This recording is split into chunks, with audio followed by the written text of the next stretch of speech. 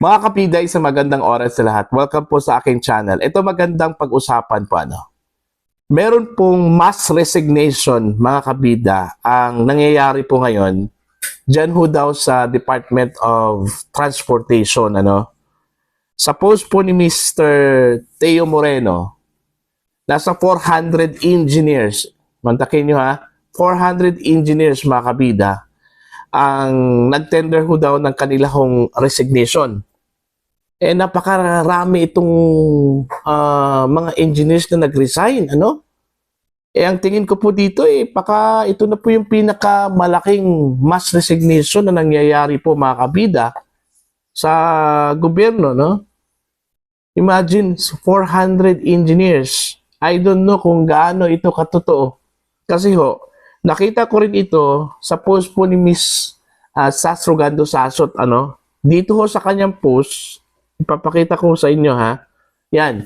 Sa post po niya, resign na talaga, as in resign. Tapos na, nag-tender na po ng resignation. Now, ano kaya problema kung bakit ganito po? Halos nagkasabay po itong 400 engineers na nag-tender ho ng kanilang resignation po mga kabida, Hindi ho kaya dahil sa system, dyan ho sa Department of Transportation, o di kaya ito yung resulta mga kabida doon ho sa naging panawagan po ni Department of Transportation Secretary Vince Dizon, doon ho sa lahat ng mga opisyal po ng DOTR na mag-tender po ng kanilang courtesy resignation.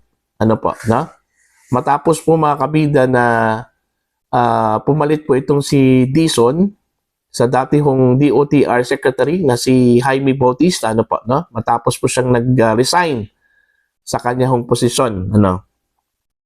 Ito kaya yung dahilan, yung hinihinging courtesy resignation po ni Secretary Dizon, kaya ito pong 400 engineers po nagkasabay po na mag-tender po ng kanilang resignation po mga kabida, Alam nyo, napaka-laking impact po ito mga kabida, Diyan ho sa DOTR.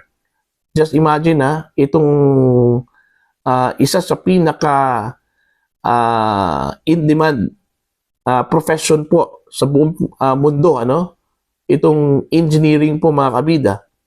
Napakalaking bagay yan dyan ho sa Department of Transportation.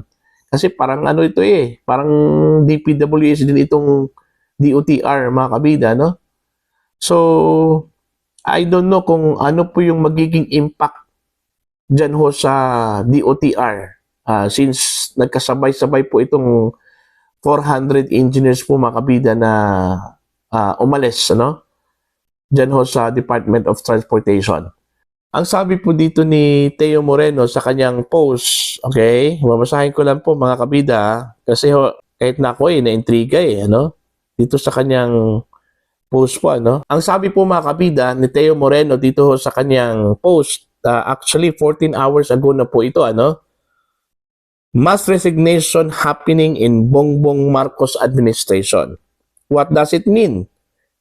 There is something wrong with the system. Ayan, yun yung sabi po ni caption po ni Mr. Teo Moreno, Dito po sa baba kasi I don't know kung sa kanya ba itong graphics mga kabida, Nakalagay po dito, DOTR faces administrative challenges as 400 engineers resign. Ayun. Okay? So, yun po yung nangyari po mga kabida. Hindi pa natin alam kung ano yung exact reason po mga kabida kung bakit sabay-sabay na nag-resign po itong mga engineers na ito, Kasi ang pagkaalala ko po mga kabida, meron pong panawagan po itong si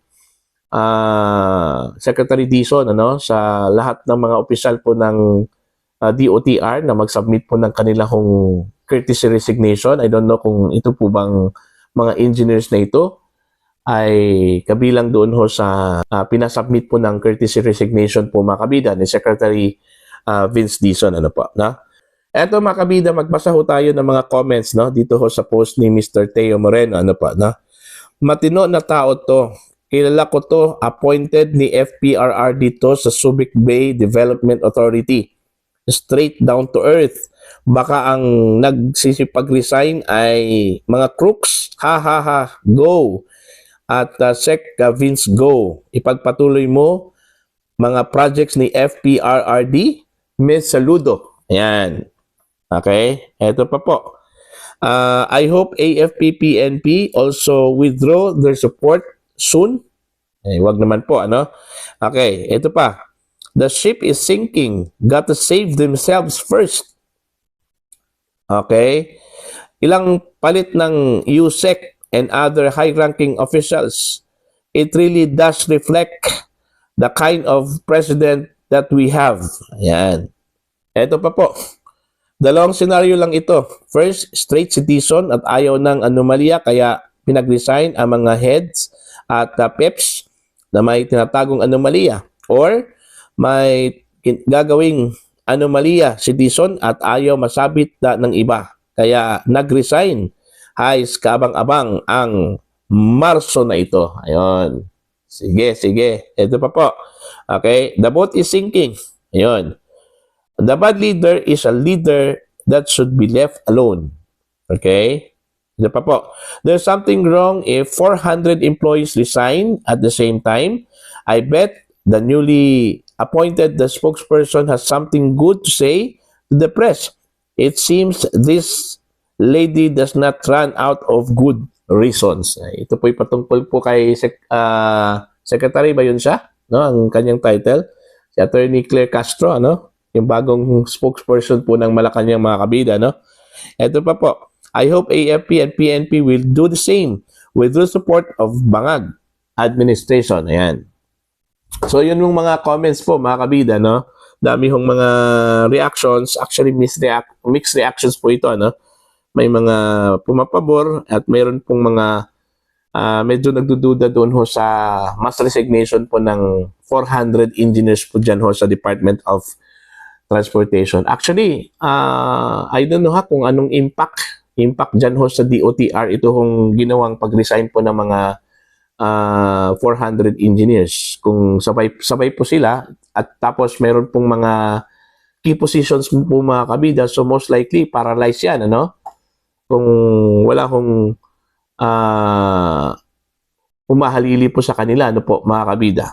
So titingnan na lang po natin kasi wala pa pong official statement po itong DOTR na inilabas po mga kabida patungkol ho dito, no? Kung ito po ba ay kabilang doon ho sa ipinanawagan po ni Secretary Dizon na mag-submit po ng kanilang mga courtesy resignations po itong mga official po ng DOTR, ano mga kabida, or di kaya ito po ba ay isa hong simbolo or isa pong palatandaan na medyo hindi ho gusto ng mga taong ito ang sistema po na pinapairal mga kabida dyan ho sa Department of Transportation.